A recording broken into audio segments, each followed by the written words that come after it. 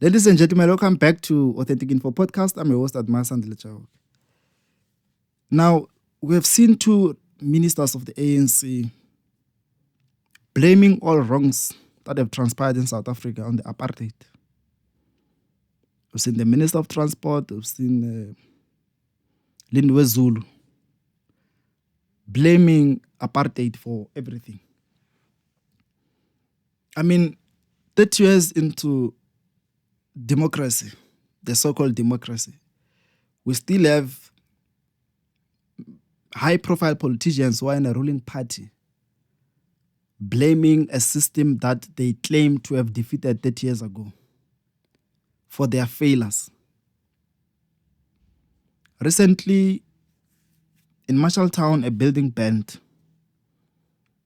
As usual, we've seen politicians parading themselves, focusing on media houses, trying to put blame on each other and not trying to come up with immediate solutions to the problem. This is the type of leaders that we have in South Africa. Leaders who don't want to account for anything. Leaders who don't want to be seen to be doing wrong. Leaders who want to be praised for all the good things. So the ANC has been in Gauteng for far too long. The ANC have been in charge of Johannesburg for far too long. When they come to us today and blame a regime that they celebrate to have defeated in 94, what does that mean about their leadership? A leader cannot come and blame something that transpired more than 30 years ago to be the problem that caused a fire that transpired this morning. Doesn't make sense. So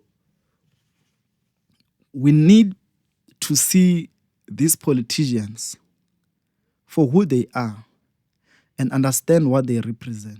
They don't represent us, because a politician or a leader must account for anything that happens to his or her people, that happens to his or her institution, buildings included. The ANC governs Gauteng under Panyaza. Everything that transpires, for example, we saw the Bree Street bust. They all ran there to put blame on some institutions or someone else. Egoli gas, illegal mining. They just wanted to be seen to be trying to come with some solutions which doesn't exist. What happened to Bree Street? Nothing has happened.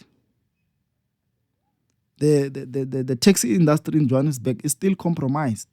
The taxi business in Johannesburg is still compromised because the government is not coming with a solution. And Bree Street. Today or recently in Marshalltown, more than 70 people burnt to death beyond recognition. The only thing that the ANC could do was to talk to the media. Make no promise to solve the problem. Make no promise to come with a solution, but blame it on a system called apartheid. We also saw the Minister of Transport, if I'm not mistaken, speaking to the media about the problem of railways or railway. That is a problem of apartheid. So what were these people doing in the past 30 years? What were they doing if they come today to blame a system that they are very proud to have defeated? Because a person like Lindiwe Zulu, we know she's a bully. We know that she doesn't listen to anyone. And we know that she only speaks about credentials that she fought in the war. She fought for this country.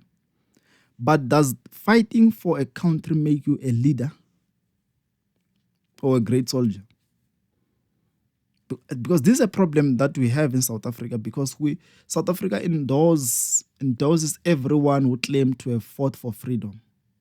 They are getting money, free money. They are getting free positions. And we no longer check their qualifications. And we no longer check their skills. And we no longer test their credibility. Because even if someone has a master's degree, it doesn't make them a leader. Some people must just be on the ground working, while others, even without qualifications, can be great leaders. History teaches us that. Back in the days, there were no formal schooling. There was no formal schooling. But we read about great leaders who didn't go through any system of education. But we read about them.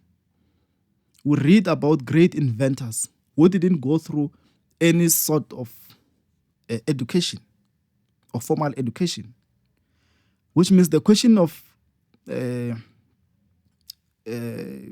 credibility or the question of education or qualifications shouldn't work in politics.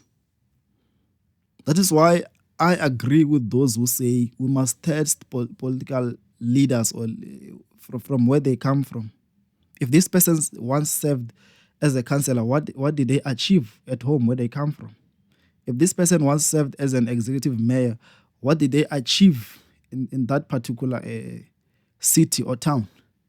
If this person once served in provincial level, what did this person achieve under whatever department he or she was representing? If this person needs to serve now in national, we check them based on that.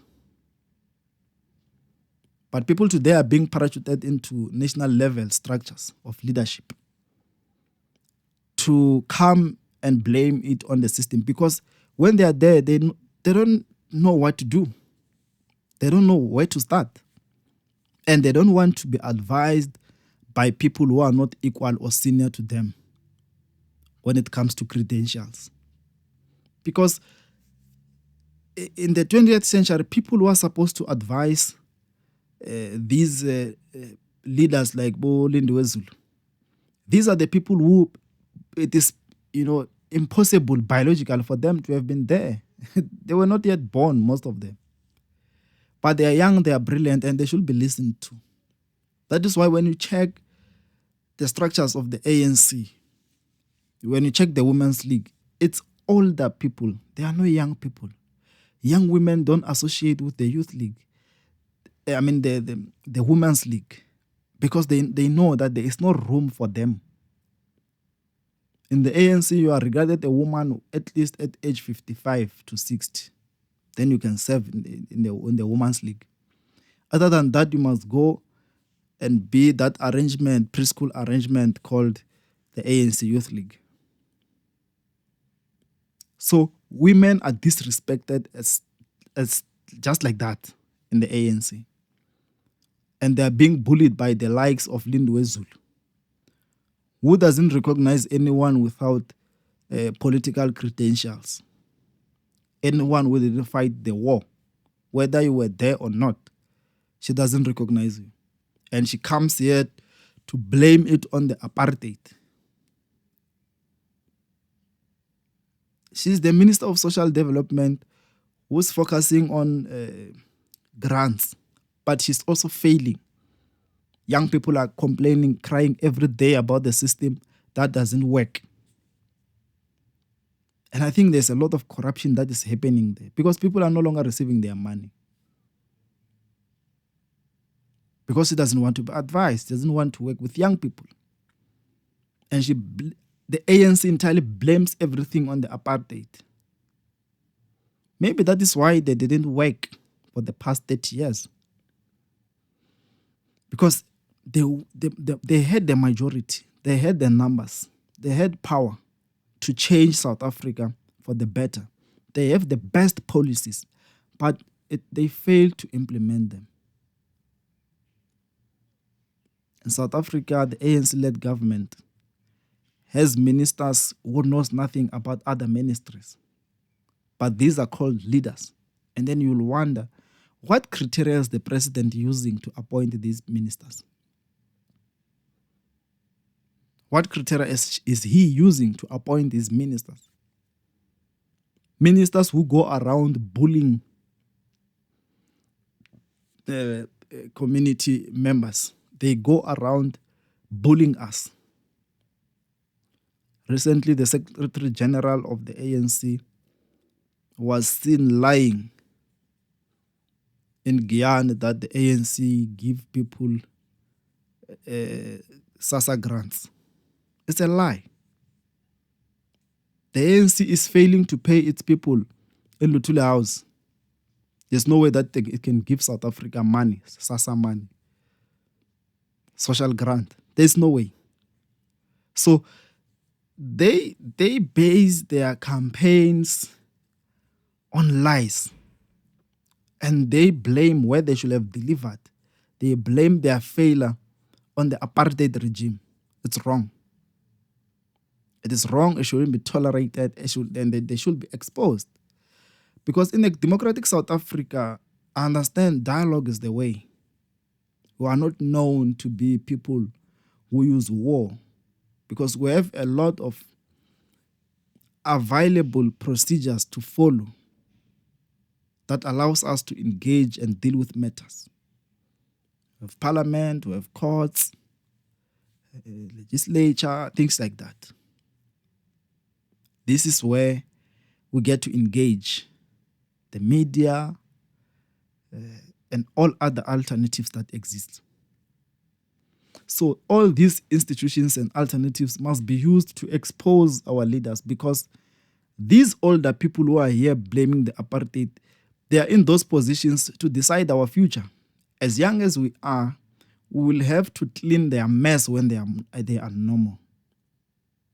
Just like now that they are lying about the apartheid, blaming fire that transpired in the morning, that killed more than 70 people.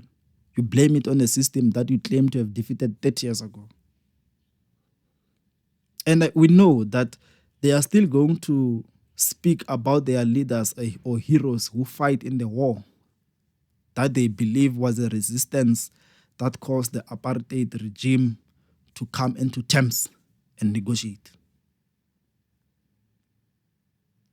And most of these people in the ANC would claim to have fought for liberation.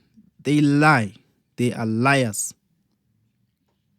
Because most of the people who fought for this freedom, they were not in exile. They were within, fighting the enemy head on in South Africa. And these are most of the people who were not recognized by the time the ANC was unbanned and people from exile were called to come back. I also believe that there are people who were having their nice time in foreign countries who came to lie and get positions, and today they are exposed because they've done nothing, because they knew nothing or know nothing about politics and leadership. This is Authentic Info Podcast. Thank you for watching up until this time. Don't forget to subscribe. Let's grow together and let's educate each other about what is going on in South Africa and how do we want this South Africa to be, and expose all these wrongdoings that are happening in South Africa. And so that we make informed decisions, so that even when we vote, we get to understand what we are doing, and we get to understand who we are putting to power, and we get to understand where our decision will lead us.